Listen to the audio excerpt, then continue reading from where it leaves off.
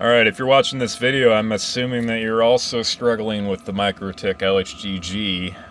It took me a few days to figure it out, and I'm going to show you what I learned. Alright, so step one is setting up the router, of course. I'm not going to go over that, though. I'm sure you figured that one out already. The important thing is making sure you have power going to it, and if your Ethernet cable going to the router, the Mikrotik dish is too far away, that could be a problem. I would recommend setting it up with a short cable at first and hooking this directly to the computer to eliminate any variables that could be problematic for you. So we're going to start by figuring out the IP to use to log into the router. So this IP is the one that's correct for my Mikrotik LHG LTE router out of the box. I don't know why it's different from the manual, both in that came with it and the manual that's online. For some reason, the IP address in there is incorrect for me. But that shouldn't be a big issue, because what you can do is you can plug this directly into your laptop, and my cable is super short. And once you have that plugged in directly to your laptop, you can type in command prompt, open it up, and then type in ipconfig and hit enter. I'm going to cover the screen because there might be an IP address I don't want to show. Right here it's showing default gateway for that, actually. So what I'm going to have to do is I'm going to have to disconnect the internet or the Wi-Fi so that doesn't happen. And we're going to try this again. ipconfig. And you see that showed up differently this time. So what exactly I did there was, the first time I tried it, I was still connected to this thing, not the Ethernet cable. So I had to turn the Wi-Fi off on my computer to get me the correct default gateway address. Once you have that IP address, enter it into your search bar in your web browser and hit enter. Now, once you have that IP address, you can connect to the router either directly through Ethernet or across your Wi-Fi router. It doesn't really matter once you have that IP address and know what it is. But like I said earlier, it makes it a lot simpler and you have less chance of having problems if you're going directly to it.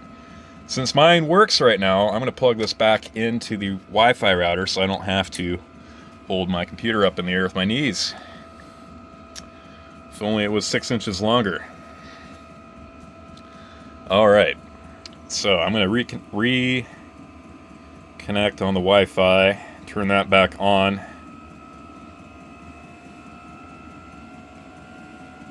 There we go. So what we have now is we have the IP address, the gateway address for the Mikrotik, not that, in my web browser. And we're going to hit enter. Brings you to, when you first start the router, it'll bring you to a slightly different page. It'll prompt you with old password, new password, new password. Old password's blank. Enter in whatever password you want for the new password, and then proceed. Okay, now you should be on the quick set screen, which is this. It's going to look slightly different because when you first turn it on, you're not going to have that part. And some of the IP address stuff, like here, might be blank. So what you're going to have to do is the APN will say internet. That's not good. So we're going to go click on Web Fig, top right corner. Takes you to a different screen. And next you're going to want to go to Interfaces on the menu here, and then find, I'm sorry, it's not focusing very well, LTE on the far right, right there. Click on LTE. Now, you're going to click on LTE APNs. And you'll see it has default, and then the second one is the one that I added. So when you click add, I'll go back one screen so I can show you. You're going to click add new, and that will bring you to this page. I've already done it. Make the name and the APN the same. This is going to be your SIM card provider. If you're not sure what the APN name is supposed to be exactly, you can look it up on the internet. Assuming you do have internet if you're watching this video. In my case, it is FirstNet-broadband. Every carrier has something different or slightly different. Once you have this in here, hit OK and go back to the Quick Set menu. Finding Quick Sets, the top corner here. And the next thing you're going to do is you're going to go to APN and you're going to select whatever APN you've got. In my case, it's FirstNet Broadband. Once you do that, you're going to have to save your setting, which is down here, apply configuration. And be patient. Might take about a minute. You'll know it'll start working when you start seeing stuff here, and basically your screen will start to look like mine. You'll have an IP address up here, and from then it should be working.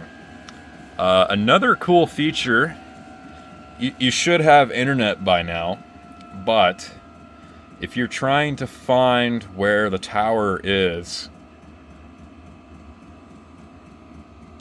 you can go to WebFig and navigate yourself back to the interfaces page, and you're going to go to LTE again and go to LTE scanner, and you're going to hit start.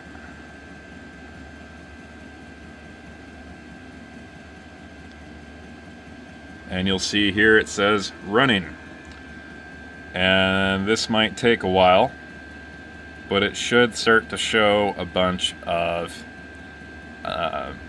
SIM card operators in the area.